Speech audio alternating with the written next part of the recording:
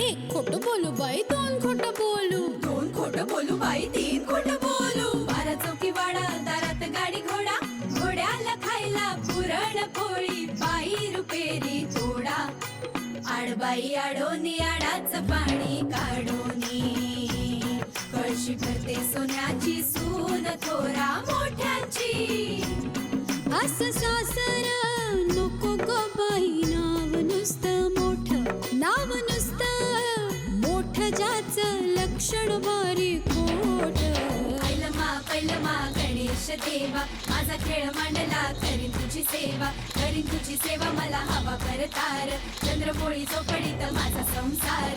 तीन दगडांची चूल फुंकणे निखारे, मुठभर जोंधळात सुख माझे सारे. नांदा सौख्य भरे, नांदा सौख्य भरे, नांदा सौख्य भरे, नांदा सौख्य भरे.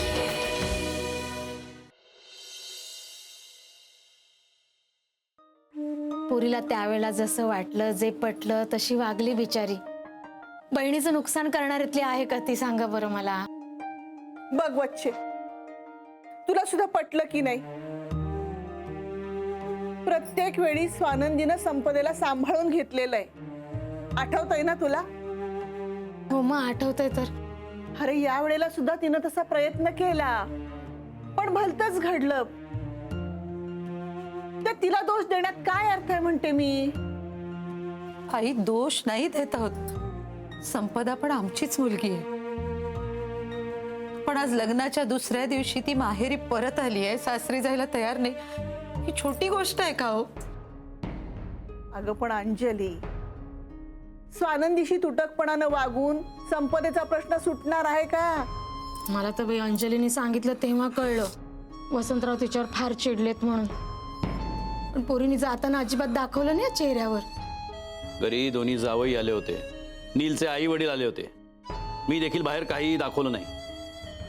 पण तरी संपदानं महेशच्या तोंडावर सांगितलं मी सासरी येणार नाही म्हणून.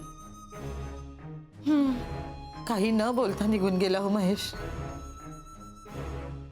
हो ना, स्वानंदीच्या मनावर सुद्धा फार मोठं ओझं देऊन पाठवलं तुम्ही तिला सासरी.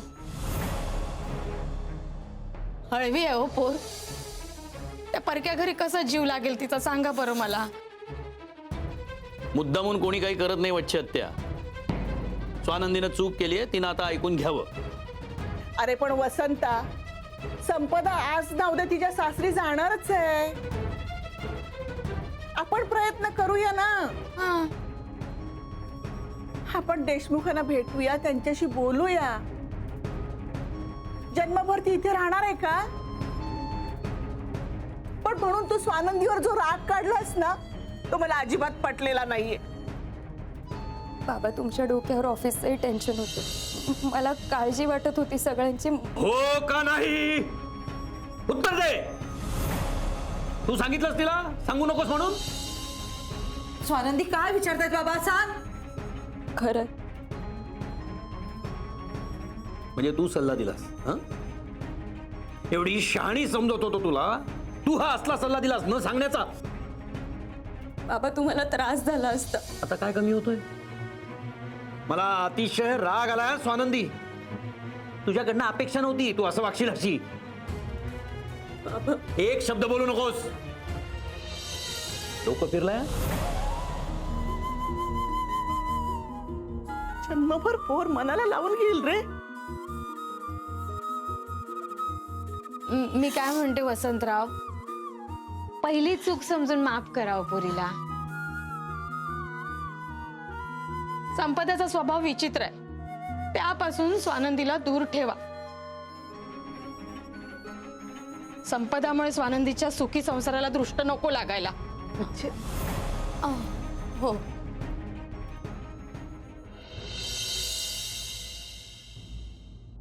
बाबा खूप चिडलेत म्हणून फोन नाही उचलत आहे. अगं नाही, तसं नसेल. फोन जवळ नसेल त्यांच्या, किंवा तू कॉल करतेस हे लक्षातच आलं नसेल त्यांच्या. नाही, त्यांनी तुमच्या समोर दाखवलं नाही, पण ते खूप चिडलेत माझ्यावर. आजपर्यंत कधीच बोलले नाही ना, इतकं रागवून बोललेत माझ्याशी. संपदाचं टेन्शन आलं असेल त्यांना, कदाचित म्हणून असं वागले असतील. हां, मी पण तेच सांगतो. बाबांना माहिती ना आणि कसा स्वभाव आहे संपदाचा ते. लहान आहे ती, पोर बुद्धी आहे तिची.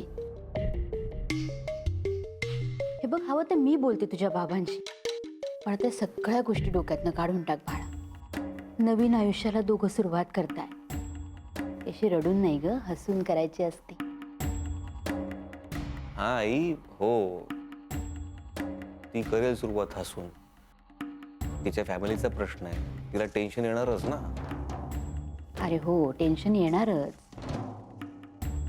पण स्वानंदी, लग्न झाल्यानंतर ना काही गोष्टी मुलींनी धीरानेच घ्यायच्या असतात. ती सारखी सारखी अशी डोळ्यात नाही आणायची. आई, मला माहिती आहे, सांगणं खूप सोपं असतं, करणं कठीण. आई हो, काय तू पण. इंद्रनील, अरे सांगणं खूप गरजेचं आहे. तुमच्या दोघांच्या सुखासाठीच सांगते हे मी. आणि तिसऱ्या व्यक्तीमुळे तुमच्या दोघांवर दुरावा का निर्माण व्हावा? मग ती व्यक्ती या घरातली असो नाहीतर त्या घरातली. मी एक बोलू आई? बोल ना. आता तुला असं वाटत नाहीये का की आमच्या दोघांमध्ये तू तिसरी आहेस म्हणून? हो, मी तिसरी आहे. डॅमेज, मला सगळं कळतंय. हा नाही नाही, सगळं कळतंय मला. पण स्वानंदी, मला खरंच खूप काळजी वाटली ग तुम्हा दोघांची. तुम्ही दोघं जीव की प्राण आहात माझा, म्हणून आले. पण नको काळजी करू, आता ही तिसरी व्यक्ती चालली बाहेर. आणि याच्या पुढे कुठलीही तिसरी व्यक्ती तुमच्या बेडरूम मध्ये येणार नाही याची खात्री बाळगा. बघ, सत्य आहे. घे तुझ्या बाबांचं जसं. हो. Good night. हॅलो. हा आई, बोल.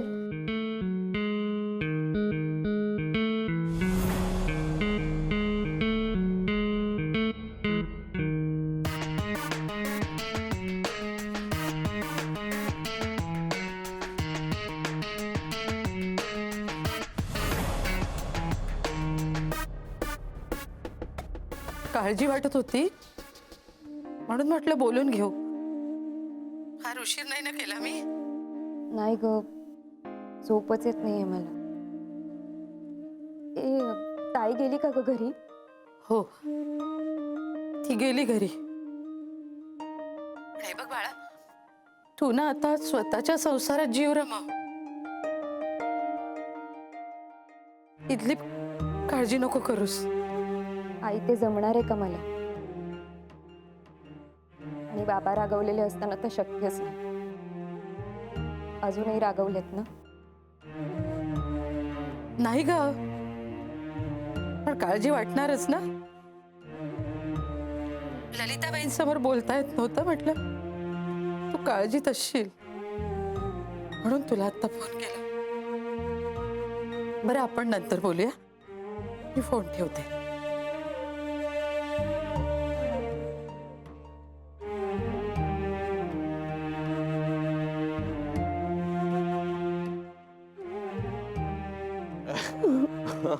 ओ माय गॉड, सरकार एकदम खुश. काय झालं? ताई गेली सासरी.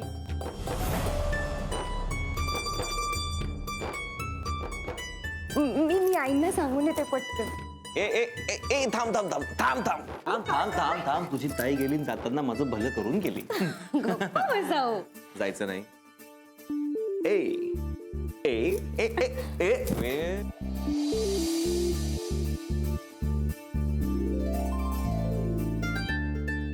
काय करताय? पडले असते. तू आधीच पडली आहेस माझ्या प्रेमात. आनंदी मॅडम, आता गप्प बसा प्लीज.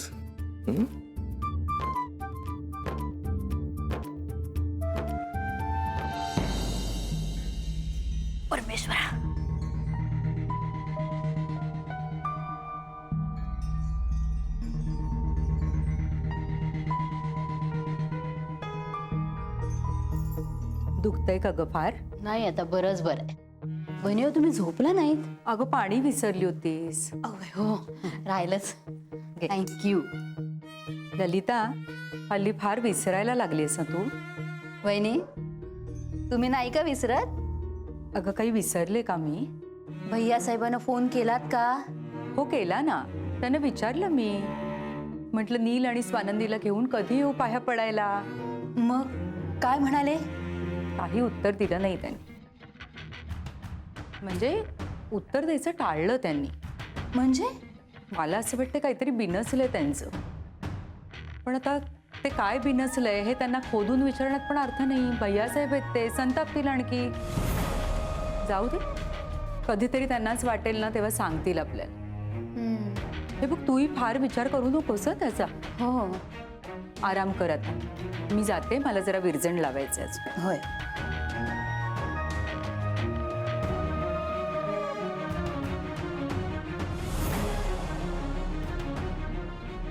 हे काय नवीन आता?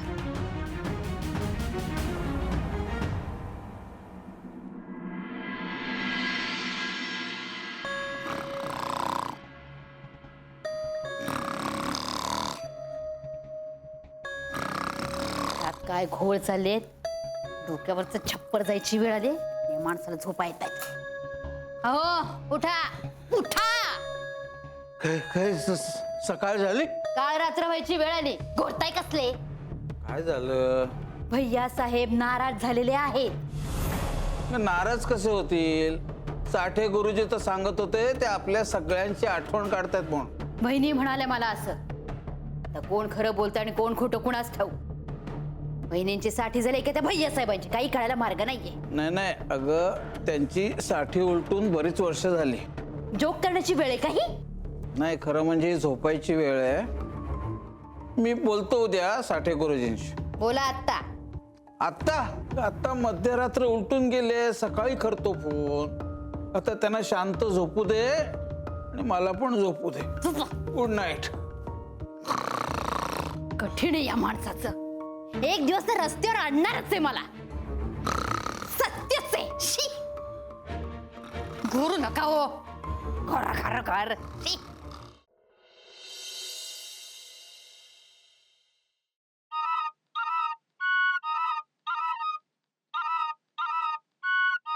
की आपण खोट्या पेपर्सच्या मदतीने विजा तयार करतोय याबद्दलही स्वानंदीला काही सांगू नको.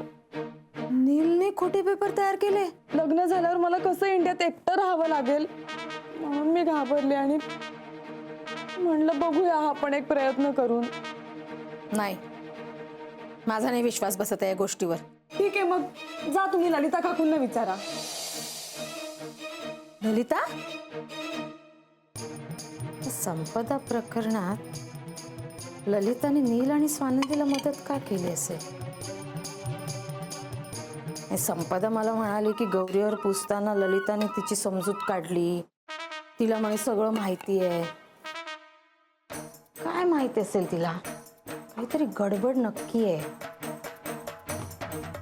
म्हणजे एकेकाळी नील आणि स्वानंदीचं लग्न मोडायला निघालेली ही बाई आता संपदाला सांगते की स्वानंदीला काही कळू देऊ नको यातलं. स्वानंदीच्या बाजूने कशी काय बोलली? म्हणजे ललितासारखी बाई कुठलंच काम फायदा असल्याशिवाय करत नाही. असं का वागली ती? कदाचित स्वानंदीला वसंतरावांच्या नजरेतून खाली पाडण्याचा डाव असेल तिचा. हो हो हो. म्हणजे एकदा बापाच्या नजरेतून खाली पडली ना की ही बया छळायला मोकळी. मी नाही होऊ देणार असं. मी नाही हो. अगं बाई, चहा उकळला.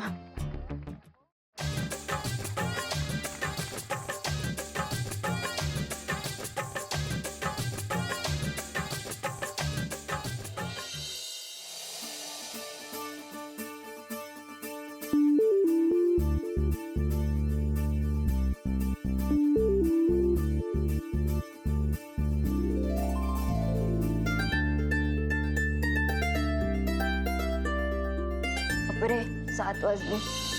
फारच उशीर झाला.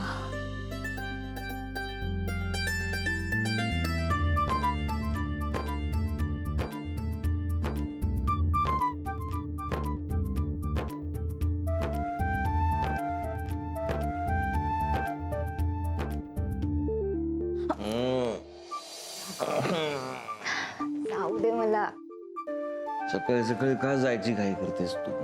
थांब ना. अहो आई काय म्हणतील अरे ती उठेल तेव्हा काहीतरी म्हणेल ना. म्हणजे मला जास्त बोलायला लावू नको सकाळी सकाळी. थांब थोड्या वेळ. भलत्या वेळी लाडात येऊ नका. हा बघू. अरे ए भलत्या वेळी तू असं का बोलते जसं काय आपल्या लग्नाला 10 वर्ष पूर्ण झालेत म्हणून.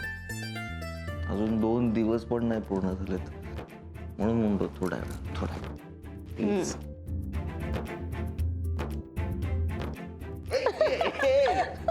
म्हणून लवकर उठायचं असतं, कारण घरातल्या सगळ्यांचं लक्ष नवीन जोडप्याकडे असतं. हो का असतं सांग मला. माझ्या नवऱ्याला काही कळतच नाही. मग तू समजाव ना.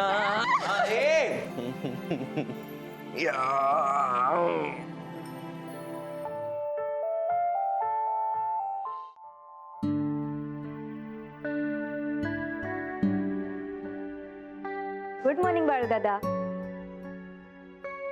स्वानंदीताई तुम्ही इतक्या लवकर उठलात? लवकर? मला वाटलं मला उठायला उशीरच झाला. आई काकू कुठे आहेत सगळ्या? मोठ्या वहिनी देवळात गेल्यात बर. आणि निलिमाताई त्यांच्या रूम मध्ये चहा घेऊन गेल्यात. आणि आई?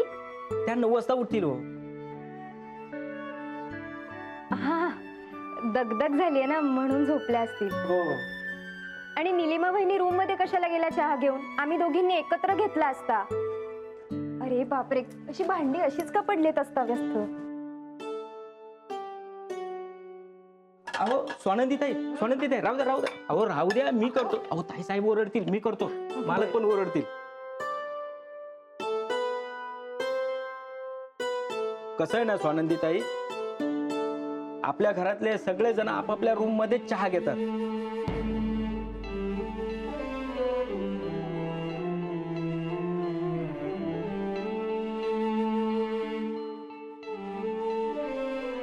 तुम्हाला हवाय का चहा? थांबा मी देतो. नाही, म्हणजे मी एकटीनेच घ्यायचा चहा. हवं तर तुम्ही तुमच्या रूम मध्ये घेऊन जा चहा. पाहिजे तर नीट साहेबांना उठवा. नाही तसं नाही, म्हणजे आपण सगळे एकत्र बसून नाही घेत का चहा? कधीतरी बसतात हो, रोज नाही.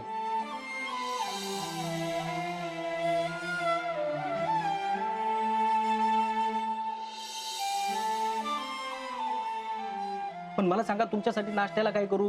तुमच्या रूम मध्ये आणून देतो मी. म्हणजे मी नाश्ता सुद्धा माझ्या रूम मध्येच करायचा? अहो स्वानंदीताई, सगळेजण आपापल्या रूम मध्येच नाश्ता चहा पाणी घेतात. तुमच्यासाठी काय करू ते सांगा, आत्ता लगेच आणून देतो. माझ्यासाठी म्हणजे इथे वेगवेगळा नाश्ता असतो सगळ्यांना? अहो स्वानंदीताई, तुम्ही या घरात नव्यात आणि आजच विचाराल हे सगळं? नाही, मी सहजच विचारलं. मी घेते चहा, मग कळवते नाश्त्याचं काय ते.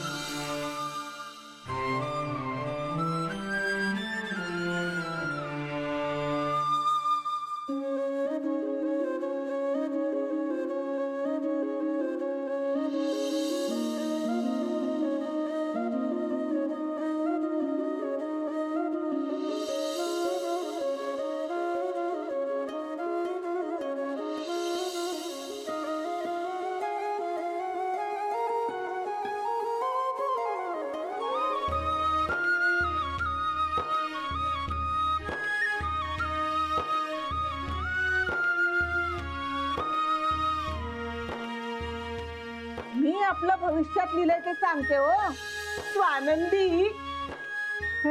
आज तुझी प्रतिमा मात्र उजळणार आहे ग बाई.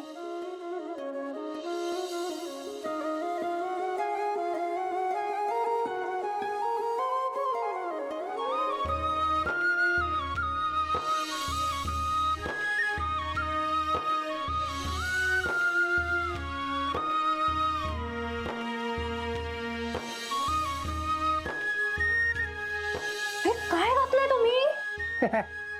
कुर्ता कपाटात सापडला, म्हणलं हाच घालावा. हा माझा कुर्ता आहे, लेडीज कुर्ता आहे हा.